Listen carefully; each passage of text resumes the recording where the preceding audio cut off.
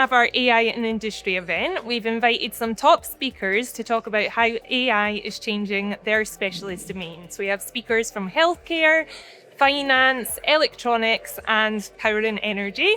And we're really excited to hear their keynote talks telling us all about how AI is integrating their workplaces. We also have an exciting panel session to allow our students to ask questions, and we have some dedicated time for mentoring.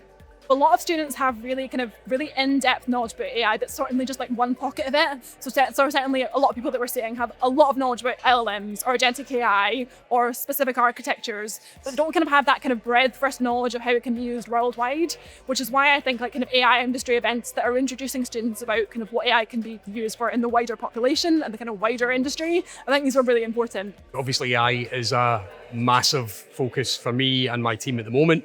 People across our organisation make use of tools like Copilot on a daily basis to try and drive better productivity and efficiency across the group. But longer term, we see far more wide-reaching applications, particularly in how we operate the electricity network. It's been something that we've looked at for a long time, but we are now suddenly running to try and make the most of it and try and really develop our understanding of where this can take us as an organisation.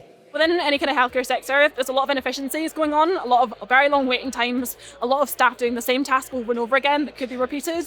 And so AI can definitely be used to support that. And so improving the menial tasks and improving the efficiency of those, so clinicians and experts can focus on what really matters, which is patient care. The new fancy AI that's coming out right now, there's more skepticism towards those sorts of things in the healthcare space, just because of how unknown it is. But these relatively simple, on-surface tasks are exactly where it can benefit.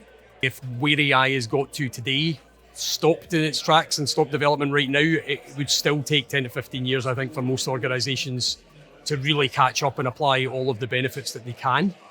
So understanding where we are now, but also where this can go and how to keep progressing it is a really important skill set. And I think having a interdisciplinary approach to that is really the only way that we're going to be able to do it. It's not the domain of computer scientists or traditional technologists. It is for everyone to help address these problems. We need physicists, we need people with all kinds of disciplinary backgrounds.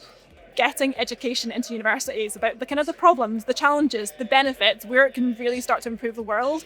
I think that's so important. But also a major thing is just how fast the industry is moving.